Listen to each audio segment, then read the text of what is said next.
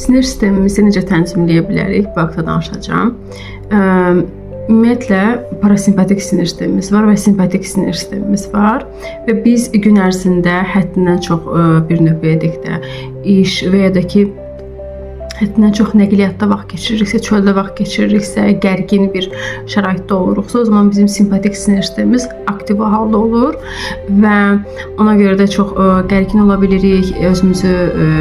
stresli hiss edə bilirik, gərgin hiss edə bilirik, bu şəkildə ola bilir və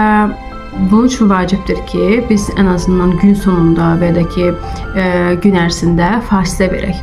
Yəni, bu, məsələn, sosial mediada həddindən çox vaxt keçirsənsə, o zaman, yəni,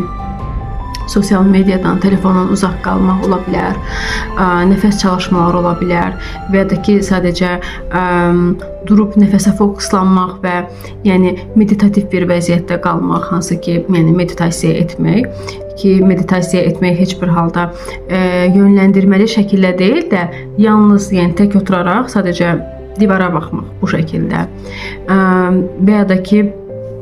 bu yazmaq ola bilər. Yazmaq sənin